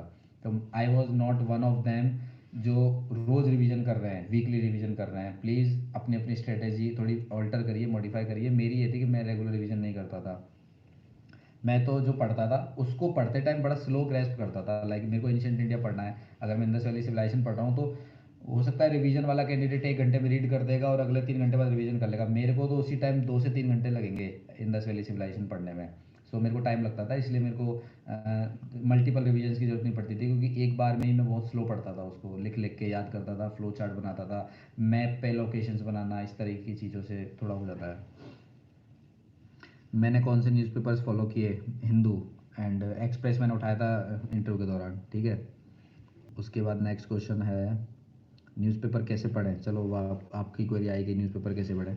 मेंस के सिलेबस के की टर्म्स उठाइए, सामने मेंस के सिलेबस को चिपका लीजिए। बिल्कुल समझ रहे हो, यहाँ पे पूरा मेंस का GS1 GS2 GS3 GS4 पूरा रहना चाहिए। Each and every word of main syllabus, एक भी वर्ड अगर वहाँ दिख गया न्यूज़पेपर में तो उस पूरे टॉपिक को पढ़िए, ठीक है। एक तो हुआ मेन सिलेबस। सेकंड हुआ प्रीवियस ईयर क्वेश्चन पेपर्स देखिए। प्रीवियस ईयर क्वेश्चन पेपर में जैसे आपको रियलाइज होगा कि मैक्रो इकोनॉमिक स्टेबिलिटी इकोनॉमी में इंपॉर्टेंट है। जैसे अभी एक एग्जांपल देता हूँ मैं, रिसेंट में क्रिप्टो करेंसी पे न्यूज़ आई है कि गवर्नमेंट ने कहा है कि हम बैन नहीं करेंगे क्रिप्टो करेंसी को, but at the same time we will not give it as a legal tender. Legal tender या फिर उसको नेशनल कंसेंट भी नहीं मिलेगा, बट उसको बैन भी नहीं कर रहे। तो it means we are regulating it. तो क्रिप्टो करेंसी डायरेक्टली मेंशन नहीं है सिलेबस में, but it is part of economy, it is a part of economy, it is a part of finance which can shatter the economy, which can shake the Indian economy on the spot अगर कुछ गड़बड़ होती है तो। Because ये decentralise है, government के control में नहीं है, RBI के कंट्रोल में नहीं है। तो it is something which can impact the micro economic stability of Indian economy. So something which can impact the macro economic stability of Indian economy, that topic becomes hot and that topic becomes very important. मेरे से interview में पूछा था sir crypto currency के बारे में। सो आप समझिए कि किस लेवल पे वो मतलब देखते हैं। और क्रिप्टो करेंसी टेक्नोलॉजी पर्सपेक्टिव से भी बहुत इंपॉर्टेंट है, बिकॉज क्रिप्टो करेंसी जो है वो क्रिप्टोग्राफी पे बेस्ड होती है, इसमें ब्लॉकचेन टेक्नोलॉजीज़ का यूज़ होता है। तो साइंस एंड टेक्नोलॉजी पेपर 3 के लिए भी इंपॉर्टेंट है। सो न्यूज़पेपर पढ़ते टाइम फ्रंट पेज से स्टार्ट करिए, हेडलाइन तो देख ही लीजिए। आजकल स्पोर्ट्स सेक्शन आई थिंक हमारे टाइम पे हम अवॉइड करते थे, बट अभी रिसेंट में स्पोर्ट्स के क्वेश्चन पूछने लगे। यूपीएससी ने ओलंपिक्स पे काफ़ी हॉट क्वेश्चन पूछ लिए थे, रोजर फेडरर पे।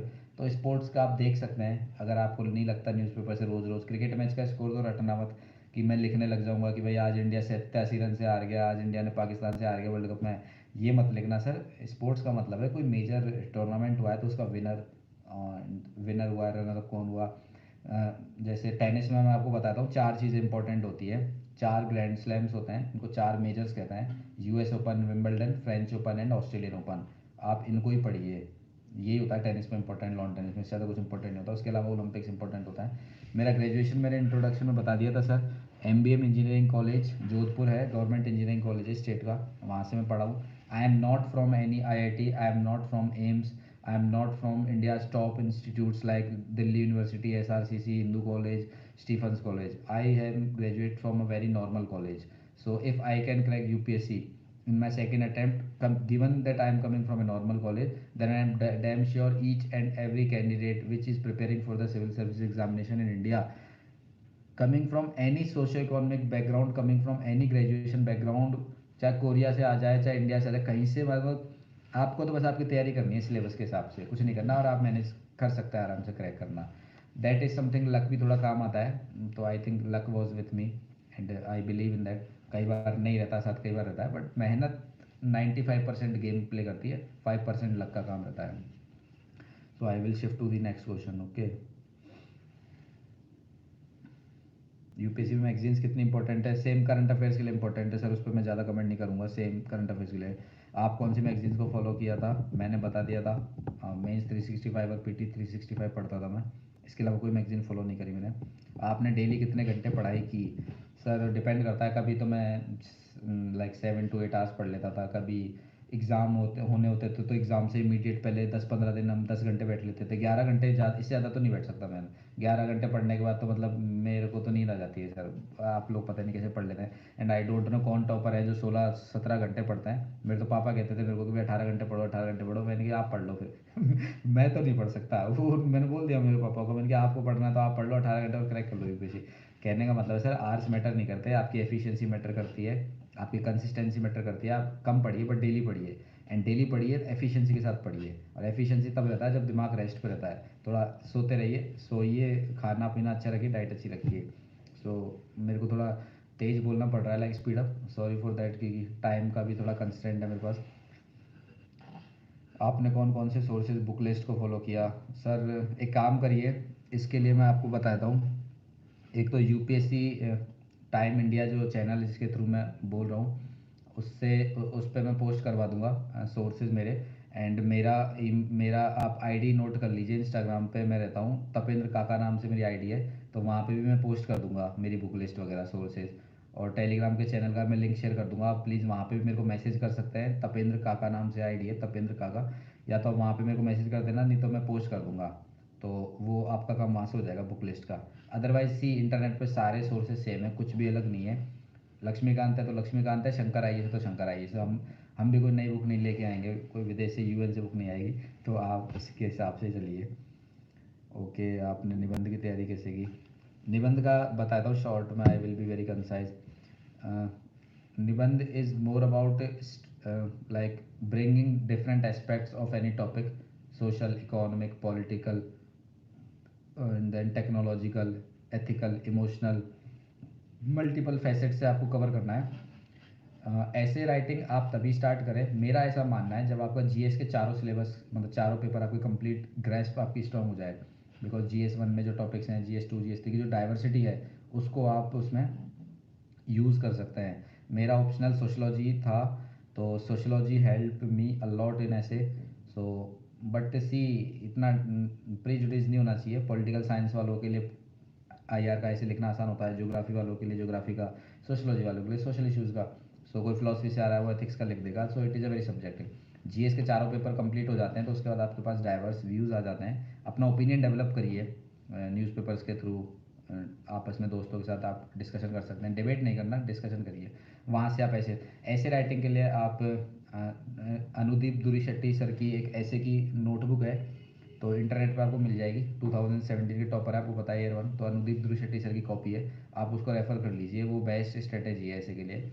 And I will be very honest कि ऐसे में मेरा स्कोर अच्छा नहीं था, तो आई विल नॉट लाई कि मतलब मैं ऐसे, जब मेरा खुद का स्कोर अच्छा नहीं था ऐसे में, तो आई विल बी सॉरी, मतलब मैं उस पर इतना अच्छा गाइड नहीं कर पाऊँगा। बिकॉज मे बी मेरी खुद का जब परफॉर्मेंस इतना अच्छा नहीं था, तो उसकी गाइडेंस से आपका नुकसान नहीं होना चाहिए, तो मैं ऐसा नहीं करूँगा।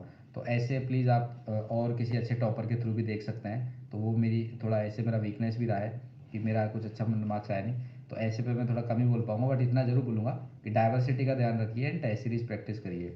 तो राइटिंग प्रैक्टिस करेंगे तो ऐसे पे भी आपकी कमांड आ जाएगी। तो नेक्स्ट है, जनरल स्टडीज़ की तैयारी कैसे की? Already solve sir, general studies prelims का मैंने आपको बता दिया है, जनरल स्टडीज़ मैंने आपको मेंस का बता दिया है। So there is nothing new in this question. आपने आंसर राइटिंग की तैयारी कैसे की? आपने आंसर राइटिंग की प्रैक्टिस कैसे की और टाइम टेबल कैसे बनाया? आंसर राइटिंग का मेंस का ऐसा है कि सर मैं लाइक सी, दो तरह के लोग होते हैं। एक वो होते हैं जो लिखते हैं और फिर सिलेबस कवर करते हैं। मैं उनमें से हूँ जो पहले सिलेबस कवर करता है देन लिखता है। तो मैं मेंस के एग्ज़ाम से पहले टेस्ट ज़्यादा लिख नहीं पाया था। तो लाइक वो था मेरे साथ कि मैंने प्रीलिम्स दिया, सी सेट में बाउंड्री पाया, तो रिज़ल्ट आने तक मैंने कुछ खास पढ़ाई की नहीं। रिज़ल्ट आया तो उसके बाद 2 महीने बच रहे थे, तो जल्दबाजी में मैंने पेपर दिए थे, उस टाइम थोड़ा मिस्टेक हुई। सो आप भी थोड़ा ध्यान रखिए कि प्रीलिम्स को इस तरीके से क्लियर करिए कि प्रीलिम्स के बाद आप उसमें ना रहें कि मैं रिजल्ट में वेट करूँगा, रिजल्ट में वेट करूँगा। रिजल्ट फटाफट फटाफट आपका हो जाना चाहिए सेम डे पे कि आप पास हो। राइटिंग प्रैक्टिस बहुत इंपॉर्टेंट है, टेस्ट सीरीज ज्वाइन करिए राइटिंग प्रैक्टिस के लिए। एक फॉर्मेट होता है इंट्रोडक्शन, मेन बॉडी, कंक्लूजन। इस पे आप सोचते रहिए लाइक कैसे आप इंट्रोड्यूस कर सकते हो किसी क्वेश्चन को, डेफिनेशन के थ्रू, न्यूज़ की कॉन्टेक्स्ट के थ्रू, या फिर कोई कोट के थ्रू। मेन बॉडी फिक्स रहेगी, मेन बॉडी में there you can not changes depending on the question, it is critically analysing या फिर asking for your comment, asking for discuss, asking for the explanation, उस पर main body चलेगी। Conclusion should be optimistic, ये नहीं कि मतलब दुखी इंडिया, कुछ नहीं हो सकता, इंडिया तो गया साहब, ऐसा नहीं करना है आपको। आप you are a civil servant, you want to become a civil servant, you are a civil servant aspirant, आपको ऑप्टिमिस्टिक रहना है, आपको पॉजिटिव नोट पे एंड करना है। एंड ऑप्टिमिस्टिक का मतलब ये नहीं है कि कुछ अच्छा कोई बात लिख के आ जाना है। सिंपल ऑप्टिमिज्म का मेरा मतलब है वे फॉरवर्ड, वे फॉरवर्ड दीजिए। कोई प्रॉब्लम पूछी हुई है, जैसे क्वेश्चन के अंदर फ्लड अगर दिया है, फ्लड, तो आप फ्लड मैनेजमेंट की टेक्निक लिख के आइए उसमें कि स्ट्रक्चरल फ्लड मैनेज ऐसे हो सकती है, नॉन स्ट्रक्चरल मेजर्स ऐसे हो सकते हैं। और बाद में कुछ भी वे फॉरवर्ड का मेरा मतलब बहुत अच्छा है, मेरे को एग्जांपल याद आ गया कि एक डैम सेफ्टी बिल हम रिसेंटली पार्लियामेंट में इंट्रोड्यूस हुआ था, जो कि पास हुआ नहीं अभी तक। तो डैम सेफ्टी बिल को आप कंक्लूजन में लिख सकते हैं कि भाई डैम्स को फ्लड कंट्रोल में यूज़ कर सकते हैं, और डैम फ्लड को कंट्रोल करने के लिए डैम चाहिए, और डैम को कंट्रोल कर, डैम की सेफ्टी के लिए डैम सेफ्टी बिल चाहिए। तो इस तरीके से आप उसको कंक्लूड कर सकते हैं कि डैम सेफ्टी बिल पास करके हम डैम्स को और स्ट्रॉन्ग कर सकते हैं, कैनाल्स का मैनेजमेंट अच्छे से कर सकते हैं, तो फ्लड मैनेज अच्छा हो सकता है। सीवरेज में मैनेजमेंट है सिटी का, अर्बन फ्लडिंग रोकने के लिए बहुत इंपॉर्टेंट है। क्लाइमेट चेंज पे कंट्रोल चाहिए, फ्लड थोड़ी वैसी प्रॉब्लम है इंडिया में, लाइक मानसून जो है हमारा सीजनल अनसीजनल रहता है, थोड़ा शॉर्ट स्पैन में काफ़ी ज़्यादा बारिश कर देता है, काफ़ी पानी वेस्ट हो जाता है। तो इन सब का सॉल्यूशन आप सोचते रहा करो, तभी आप लिख पाओगे। तो राइटिंग प्रैक्टिस करिए सर जितनी हो सके मैक्सिमम। मेंस की एक ही चीज़ है राइटिंग प्रैक्टिस, एंड मेंस के बिना यूपीएससी नहीं निकलेगा। मार्क्स मेंस, रैंक मेंस ही डिसाइड करती है। तो प्लीज़ राइटिंग प्रैक्टिस करिए। And we can have another session on mains specially, but अभी मेरे पास और भी क्वेरीज है तो ज़्यादा इन डेप्थ मैंने नहीं जा पाऊँगा। टाइम टेबल कैसे बनाएं? टाइम टेबल मैंने आपको बताया कि मैं ऐसे रखता था कि एक एक सब्जेक्ट को कंप्लीट करता जाता था, जैसे GS1, GS2, GS3, GS4। तो मैंने 4 दिन GS1 का हिस्ट्री को दिया, नेक्स्ट 4 दिन मैंने GS1 के ज्योग्राफी को दिया, नेक्स्ट 4 दिन मैंने GS1 के जो इन्वायरमेंट थोड़ा सा पार्ट आता है जिसमें आपका social issues, sorry social issues वाला पार्ट आता है, आर्ट एंड कल्चर, इनको दिया। फिर मैं नेक्स्ट 3 डेज़ अपना GS2 से कॉन्स्टिट्यूशन उठाता हूँ, next 4 to 5 days governance, social sector development, इन सब का करता हूँ। तो इस तरीके से आप टाइम टेबल बना सकते हैं। आप चाहे तो वीकली टाइम टेबल बना सकते हैं, आप चाहे तो मंथली टाइम टेबल बना सकते हैं, आप चाहे तो डेली। मैं मतलब ज़्यादा टाइम टेबल बनाता नहीं था। मैं तो सुबह उठता था अपना, शाम उसी मोमेंट पे टाइम टेबल बनता था कि आज ये करना है, रात को सो जाते थे। बस उस टाइम ही रहता था कि अगले दिन से अपन को ये सब्जेक्ट पिकअप करना है। तो आप अपने अकॉर्डिंग टाइम टेबल बनाइए। कैसे बनाएंगे तो देखो मैं लिख के भी दे सकता हूँ आपको time table I think, but that will not suffice, क्योंकि मेरा टाइम टेबल अडाप्ट करना सबका अपना अपना रहता है ना। जैसे आपका कोई टाइम टेबल होगा तो उसे मैं अडाप्ट नहीं कर पाऊंगा सर, मैं एक्सेप्ट नहीं कर पाऊंगा। मेरा आप नहीं कर पाओगे, तो आप अपना अपना थोड़ा स्ट्रेटेजिकली बनाइए उसको, that will help you lot. Sir मेरा ऑप्शनल सोशोलॉजी था, तो ये हो गया। यूपीएससी में कोचिंग कितनी इंपॉर्टेंट है? See, to strengthen your base, to make your base stronger, you coaching की इतनी इंपॉर्टेंस नहीं है। बट राइट, टेस्ट सीरीज़ के लिए कोचिंग की इंपॉर्टेंस है। जैसे कि प्रीलिम्स में आपको टेस्ट सीरीज़ देने हैं, और उसमें भी आप कोचिंग की फीस मत भरिए, मार्केट में सारे टेस्ट अवेलेबल है। मेंस के लिए आप चाहे तो टेस्ट सीरीज़ लगा सकते हैं, तो वहाँ कोचिंग की थोड़ी इंपॉर्टेंस आती है। बट स्टिल आप उससे भी बच सकते हैं फीस देने से। कैसे?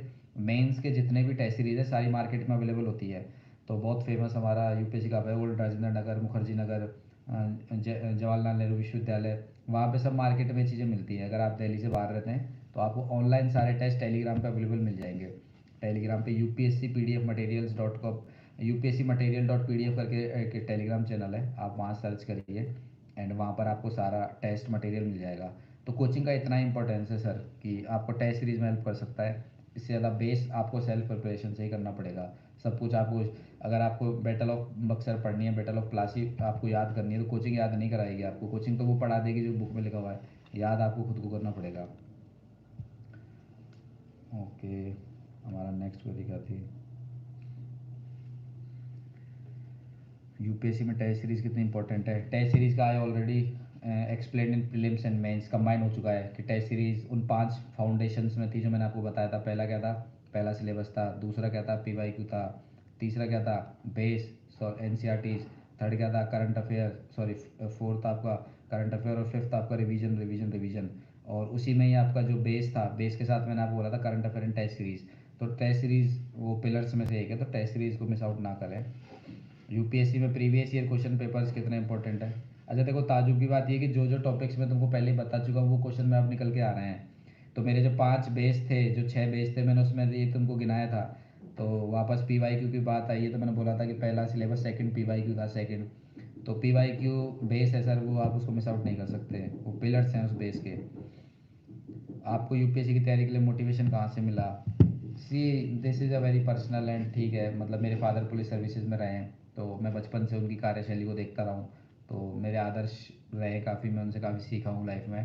तो मेरे को हमेशा उनसे मेरे को उन्होंने मेरे को कभी कहा नहीं कि तू सिविल सर्विस में जा, तू IAS बन, तू IPS बन, तू इंडियन सिविल अकाउंट में जा। इट इज़ जस्ट कि मैं उनको देख के काफ़ी प्रभावित होता था, उनकी कार्यशैली को। कई बार मेरा वो वाली स्टोरी बिल्कुल नहीं है जो बाकी लोग आपको सुनाते होंगे कि भाई कलेक्टर आ गया ज़िले में और कलेक्टर आ गया स्कूल में, ना भाई मेरा ऐसा कुछ नहीं था। मैं अपने फादर से ही थोड़ा प्रेरित हुआ हूँ, तो वहीं से मेरे को काम जो है, लोगों की हेल्प कैसे हो सकती है सिविल सर्विस में। अरे आदित्य सिंह जी सर, आपकी कहाँ, ये बड़ा गजब क्वेश्चन पूछा है। देखो पब्लिक नहीं करना चाह रहा, और बोलता हूँ, यूँ कहा उसने कि आपकी कहाँ कमी रह गई कि आपकी रैंक पीछे रह गई। सर यूपीएससी के अंदर आगे की रैंक और पीछे की रैंक कुछ नहीं होती। इट इज़ अबाउट चॉइस कि आप किस रैंक तक फाइट करने के लिए तैयार हैं। जैसे लोग आईएएस की फाइट तक के लिए करते हैं, तो 72 तक आईएएस मिल जाता है। तो मैं चलो, मेरे को ग्रुप ए की सर्विस मिल गई है, तो मेरे लिए मैं इसमें भी कंट्रीब्यूशन दे रहा हूँ नेशनल डेवलपमेंट में। सो काइंडली अपने इस माइंडसेट को हल्का सा आप बदल सकते हैं कि किसी की रैंक ख़राब नहीं होती सर, रैंक सबकी ठीक होती है। इट इज़ जस्ट कि किसी की चॉइस है कि वो वहाँ पे अगर रुक जाता है। तो मैं फर्दर एग्जामिनेशन चाहे तो दे सकता हूँ, and I am pretty sure कि मैं दोबारा बैठा तो कलेक्ट कर दूंगा दोबारा भी। बट ठीक है, I am satisfied with my service. But still मैं आपकी उस क्वेरी को समझता हूँ कि आप शायद इस रैंक पे सेटिस्फाइड नहीं हो पाएंगे, एंड आप आईएएस या टॉप 100 के लिए या टॉप 10 के लिए जाना चाहेंगे। तो कमी मेरी मेंस में थी, मेरा मेंस का स्कोर अच्छा नहीं था। अच्छा नहीं था, या यूँ कहूँ कि like what was required for being into top 10 top 20 top 100, वो मेरा स्कोर नहीं था। तो आप उसको इंक्रीज़ करिए। हिंदी मीडियम वालों से सर कोई गलती नहीं होती है, उनका रिजल्ट ख़राब नहीं आ जाता है, ये कम्प्लीटली वो है इंडिविजुअलिस्टिक है। कोई लड़का क्या लिख के आएगा एग्ज़ाम में, या लड़की क्या लिख के आएगी, उसके अकॉर्डिंग नंबर मिलते हैं। अब मैं, मेरे बैच से मलयालम लिटरेचर के जो कैंडिडेट थे, उन्होंने मलयालम में ही लिखा था एग्ज़ाम, मीडियम, उनका थर्ड रैंक आया था। तो आई थिंक आपको इस चीज़ में नहीं जाना चाहिए कि किसी मीडियम में कैसा नंबर नहीं आता है, सभी मीडियम में बराबर नंबर आते हैं। तो मलयालम वाले तो कैसे थर्ड रैंक लिया, फोर्थ रैंक लिया, आप सोचिए ना। तो हिंदी मीडियम वाले भी ला सकते हैं, इंग्लिश मीडियम वाले भी ला सकते हैं। It is equal for all. So I don't believe in those ideologies की लैंग्वेज के बेस पे कुछ डिस्क्रिमिनेट यूपीएससी में होता है। नहीं सर, नहीं होता है। आप क्या लिख के आएंगे वो मैटर करता है, आपकी approach might have some loopholes. Medium में कोई लूप होल नहीं होगा, यूपीएससी में कोई लूप होल नहीं होगा, आपकी अप्रोच में लूप होल होगा। बस ये कि डिफ़ॉल्ट को एक्सेप्ट करना सीखिए, डिफ़ॉल्ट है। तो मेहनत कैसे कर लेते हो? कर ली मेहनत अपने टाइम पे, अब नहीं करता, अब तो एंजॉय करते हैं लाइफ को। अपनी यूपीएससी की तैयारी के दौरान खुद को मोटिवेट कैसे रखें? बड़ा बेसिक है कि जैसे मेरा इंस्पिरेशन मेरे फादर रहे हैं, तो मैं उनसे ही मोटिवेट हो जाता था। और मेरे को था कि मेरे को करनी सिविल सर्विस ही है। तो लाइक वंस माइंड में चला गया ये सिविल सर्विस करनी है, तो फिर तो ना नींद आएगी ना रोटी खाने में मज़ा आता। तो मैं इस पे बहुत अच्छा एक कोट याद आया अब्दुल कलाम जी का, कि सपने वो नहीं जो आप नींद में देखते हो, सपने वो हैं जो आपको नींद आने नहीं देते, सोने नहीं देते। तो sir this was how which kept me motivated. तो वो ऑल टाइम मेरे दिमाग में घूमती रहती थी चीज़ें। मैंने उसी का रिप्लाई दिया निशा अभी आपको, कलाम सर का जो बहुत फेमस कोट है कि सपने वो नहीं जो नींद में आते हैं, सपने वो हैं जो नींद ही नहीं आने देते। तो वो चीज़ मेरे को मोटिवेट करती रही इंटरनली, मतलब मेरे को था कि सिविल सर्विस में ही जाना है। एंड फादर से मोटिवेट होता रहा, थोड़ा सोसाइटी के लिए कुछ अच्छा कर पाए, इस लाइफ, इस देश में आए, इस दुनिया में आए तो कुछ अच्छा ही करके जाएंगे। मतलब वेस्ट तो नहीं करनी लाइफ, तो कुछ सोसाइटी के लिए अच्छा हो जाए, नेशन के लिए अच्छा हो जाए, तो उससे मोटिवेशन मिल जाता था। यूपीएससी की तैयारी के लिए सोशल मीडिया का यूज़ कैसे करें? कम्प्लीटली पर्सनल है, मैंने तो डीएक्टिवेट कर दिया था अकाउंट। फेसबुक 2017 में डीएक्टिवेट कर दिया था, इंस्टाग्राम डीएक्टिवेट कर दिया था। कभी कभार देख लेते थे, मतलब लाइक 3-4 महीनों में एक बार। तो इट इज़ पर्सनल चॉइस। मेरे साथ के कई बैचमेट्स हैं जिन्होंने इंस्टाग्राम पे धूम मचाई है, और प्रीलिम्स में धूम मचाई है, मेंस में धूम मचाई है, और फिर फाइनल रिजल्ट में भी धूम मचाई है। तो वो सब पर्सनल चॉइस है, सोशल मीडिया का पॉजिटिव यूज़ भी है। अगर आपको देख के मोटिवेशन मिलता है, लवासना की वीडियो, लवासना के फ़ोटो, यूपीएससी का, तो आप बिल्कुल चलाइए। अगर आपको लगता है स्ट्रेस हो रहा है, पैनिकनेस क्रिएट हो रही है, एंग्जाइटी क्रिएट हो रही है, टाइम वेस्ट हो रहा है, तो प्लीज़ मत जाइए उधर यूपीएससी उसमें सोशल मीडिया की तरफ। सोशल मीडिया का पॉजिटिव नेगेटिव दोनों है, इसलिए कहते हैं डबल एज्ड स्वॉर्ड। यूपीएससी की तैयारी ऑनलाइन करनी चाहिए ऑफलाइन, कम्प्लीटली पर्सनल चॉइस। मैं तो ऑफलाइन करता हूँ, मैं डिजिटल नोट्स नहीं बनाता, मतलब जब करता था तो मैं लाइक बुकिश पर्सन हूँ, मैं लाइक बुक ही पढ़ता हूँ। मैं इंटरनेट पे ज़्यादा इधर उधर की चीज़ें नहीं पढ़ता। कुछ मेरे साथ के दोस्त हैं वो ऑनलाइन ही पढ़ते हैं, तो ये भी आपकी पर्सनल चॉइस रहेगी। नोट्स पढ़े या text book? Sir text book पढ़ो और टेक्स्ट बुक से नोट्स बनाओ, समझ रहे हो? बने बनाए नोट्स मत पढ़ो, टेक्स्ट बुक पढ़ो और टेक्स्ट बुक के नोट्स बनाओ और फिर नोट्स पढ़ो, तो ये बेस्ट है। रिवीजन कैसे करें? रिवीजन तो आंखों से होगा। यार कैसे कैसे क्वेश्चन है, मतलब रिवीजन कैसे करें? रिवीजन सर ऐसा है कि एक बार टॉपिक को कंप्लीट करिए, सिलेबस को कंप्लीट करिए और एग्ज़ाम से पहले उसका रिवीजन करिए, उसको लिख के रिवीजन करिए, उसका फ्लो चार्ट बनाइए, डायग्राम बनाइए, मैप का यूज़ करिए। इस तरीके से आप मतलब रिवीजन करेंगे बार बार, जितना हो सके आप उसको देखेंगे। लाइक कोई टॉपिक आपको याद नहीं आ रहा है तो उसको देखो फटाफट से, क्यों याद नहीं आ रहा है उसको वापस रिवीजन कर लीजिए, इस तरीके से देखिए। पढ़ा हुआ याद कैसे रखें? इंटर रिलेटेड पढ़ा हुआ याद होगा रिवीजन से। रिवीजन करोगे तो पढ़ा हुआ याद हो जाएगा। पढ़ाई में मन कैसे लगाएं? यार ये तो बड़ा ही, पढ़ाई में मन कैसे लगाएं तो देखो सर, इसमें ठीक है, आई कैन अंडरस्टैंड कि जो आप मन से चाहते हैं ना अचीव करना, उसमें आपका ऑटोमेटिक ही मन लग जाएगा। जैसे मैं बास्केटबॉल्स में नेशनल्स तक खेला हुआ हूँ, तो उसमें मेरा मन लगाने के लिए किसी को बोलना नहीं पड़ा, मैं खुद ही खेलता था बास्केटबॉल। मेरे घर वाले बहुत अपोज करते थे, बहुत विरोध करते थे, मत जा मत जा मत जा, वो तो अगेंस्ट थे, मैं फिर भी चल जाता था खेलने, समझ रहे हो आप? तो पढ़ने का भी मन हर कैंडिडेट का होता है, जिसको क्रैक करना है उसका मन बन जाएगा ऑटोमेटिक, पढ़ना है पढ़ना है। जब उसको ये समझ आ जाएगा दुनिया में कि education is the most, quote में बोल रहा हूँ पर education is the like best weapon to change the society, to change the world. तो एजुकेशन से ऊपर कुछ नहीं है वर्ल्ड में, मतलब एजुकेशन सब कुछ कर सकता है। तो आप इसी लाइन को याद कर सकते हैं, महात्मा गांधी जी ने कहा था, मंडेला जी ने भी कहा शिक्षा के लिए। शिक्षा से समाज को बदल सकते हैं, शिक्षा से आप खुद की पोजीशन बदल सकते हैं, शिक्षा में आप अपने आजू बाजू की पोजीशन को बदल सकते हैं। उसका कहने का मतलब ये नहीं है कि आपको कोई पावर नहीं सर, मेरा कहने का मतलब है अगर आपके आसपास के एक्सप्लोइटेशन आपको देखने को मिलता है, आप देखते हैं कि आपकी फैमिली में कुछ तरह के इश्यूज़ हैं, आपको लगता है कि सोसाइटी में काफ़ी चीज़ें हैं, तो आप एजुकेटेड जब बन जाएंगे और आप सिविल सर्विसेज जैसे एग्जामिनेशन क्रैक करेंगे, तो you will get that opportunity to bring change in the society. तो this can bring motivation in you, जो मेरे लिए काफ़ी बड़ा एक एम था कि लाइक मैं सिविल सर्विस का प्लेटफॉर्म यूज़ करके जितना हो सके अपनी साइड से कंट्रीब्यूट करना चाहता हूँ। हो सकती है सर यूपीएससी के साथ और भी गवर्नमेंट जॉब तैयारी के साथ क्रैक हो सकती है क्या? हाँ ललिता, बिल्कुल आपकी कोई भी कॉम्प्लिकेशंस होती है एजुकेशन से सेटल हो सकती है, बिकॉज प्रॉब्लम्स माइंडसेट के कारण आती है। कई बार हम एजुकेटेड भी होते हैं बट हमारा माइंडसेट थोड़ा वैसा रहता है, तो अगर आपका माइंडसेट डेवलप होता है जो कि एजुकेशन से होता ही है, सो आप सिविल सर्विस ज्वाइन करेंगे तो definitely things around you will change. The जब आपके पास अथॉरिटी होती है, तो उसी अथॉरिटी का ऐसा नहीं है कि हमको उसका फोर्स के साथ यूज़ करना है। अथॉरिटी का ये रहता है कि people tend to accept your opinions when you come into authority, but the good thing and requirement is कि जब आप अथॉरिटी में जाएं तो आप उस माइंडसेट से जाएं जहाँ पे हम प्रीजुडिस नहीं रखें और अनबायस्ड रहें। तो आपकी फैमिली की सिचुएशन से डेफिनेटली वो भी सब चीज़ चेंज हो जाएगी, but I will not go into that, आपकी फैमिली का क्या मैटर है, तो उस पर तो मैं कैसे बोलूँ। But I hope everything gets all right with you. आपकी तरफ से कुछ टिप्स? मेरी तरफ से टिप्स ये है कि 76 मिनट का ये सेशन था, अभी चल रहा है, 76 मिनट हो गए, तो मैं आपको आई will be very honest with you, मैंने मेरी लाइफ में कभी 76 मिनट नहीं दिए यूट्यूब को। तो मैं तो खुद ताजुब करता हूँ कि आजकल कैंडिडेट्स मतलब बैठ जाते हैं यूट्यूब पे। ठीक है गाइडेंस मिल सकती है, I am trying to be very best मेरी साइड से कि मैं इस सेशन को प्रोडक्टिव रखूँ, आपका टाइम वेस्ट ना हो। But still I will say this thing to you कि social media, YouTubes and toppers blogs strategies this and that all and all, इनसे ज़्यादा फोकस आप अपनी सेल्फ प्रिपरेशन पे करें। आप टॉपर्स की स्ट्रेटजी तब देखें जब आपको अपनी कहीं लूप होल्स देखने को मिले, अदरवाइज आप अपना सेल्फ स्टडी चलने दें। अब आप 10 घंटे पढ़ना चाहते हैं, 10 घंटे में से 3 घंटे आप यूट्यूब पे चले गए, डेढ़ घंटा तो मैंने ख़राब कर दिया आपका, ख़राब तो नहीं किया पर आपका को लगा।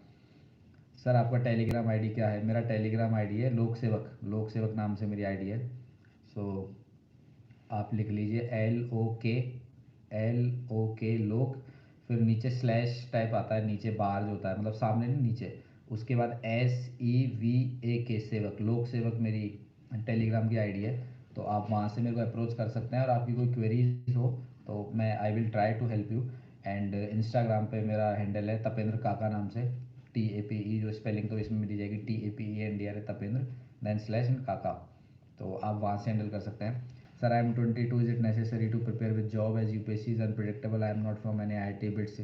सर मैं भी कोई IIT बिट से नहीं था और मैं भी अनएम्प्लॉयड होकर प्रिपरेशन स्टार्ट करी है। सो आप भी कर सकते हैं। स्टार्टिंग में आप दूसरी जॉब्स के लिए मत भागें, UPSC में अगर आपको मन है तो डेफिनेटली प्रिपेयर करें। Best newspaper for UPSC Hindu and Indian express. Please आपकी कोई क्वेरीज हो तो आप कमेंट सेक्शन में पूछ लीजिए। मेरी साइड से ये सेशन ऑलमोस्ट कंप्लीट हो चुका है। आपकी कोई क्वेरीज हो तो आप प्लीज़ कमेंट सेक्शन में पूछ सकते हैं। I will give you 2 minutes. तो आप अगर कुछ टाइप करना चाहे तो प्लीज़ कर दीजिए। I will try to help. कितने टाइम में क्लियर हो सकता है UPSC? मैडम फर्स्ट अटेम्प्ट में क्लियर हो सकता है UPSC। फर्स्ट अटेम्प्ट में फर्स्ट रैंक भी आती है। टीना तभी मैम की फर्स्ट अटेम्प्ट में फर्स्ट रैंक है। एंड कनिष्क कटारिया है जो हमारे बैच से 1 साल सीनियर थे मेरे बैच के ही तो थे। हाँ तो वो भी फर्स्ट अटेम्प्ट उसमें ही उन्होंने क्रैक किया है। सो हो सकता है, कोई बड़ी बात नहीं है। दिल्ली जाना ज़रूरी नहीं है मैडम, सर दिल्ली जाना ज़रूरी नहीं है, आप घर बैठ के प्रिपेयर करिए, कोई दिक्कत नहीं है। दिल्ली जब जाओ अगर आपको मन है दिल्ली जाके पढ़ने का, अदरवाइज़ घर से प्रिपरेशन हो सकती है। मैंने घर से ही करी थी, मतलब दिल्ली गया था, इंटरव्यू स्टेज पे गया था थोड़ा सा।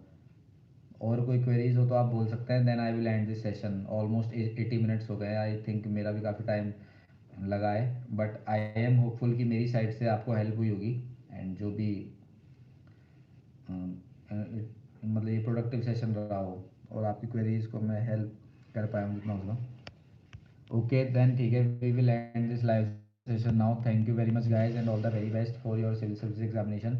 चाहे आप इसको 2021 सॉरी 22 में दें, 23 में दें, 24 में दें, session I think will be productive for a long long time. So मैं I will say thank you to UPSC Time India channel जिन्होंने मेरे को प्लेटफॉर्म दिया। एंड मैं आपसे इंटरेक्ट कर पाया। And I hope this session was productive. And Lalita, intelligent लोग कुछ नहीं होते, मेहनत होती है, हार्ड वर्क होता है। Talent is not born, and if talent does not work hard then hard work can beat the talent. इसका मैं हिंदी अनुवाद कर देता हूँ। अगर टैलेंट हार्ड वर्क नहीं करता तो हार्ड वर्क टैलेंट को बीट कर सकता है। तो प्लीज़ इन प्रीजुडिस में मत जियो कि क्या है टैलेंट फैलेंट, कुछ नहीं होता, सब हार्ड वर्क होता है। UPSC के मेंस में टैलेंट देके सिलेक्शन नहीं होता, वहाँ पे आपको लिखना पड़ेगा, जाके लिखोगे तभी नंबर मिलेंगे। टैलेंट नहीं, मेहनत करेगा वो लिखेगा। ओके गाइज, आपको दिवाली की राम राम एंड आगे के लिए all the best civil service examination के लिए। Thank you very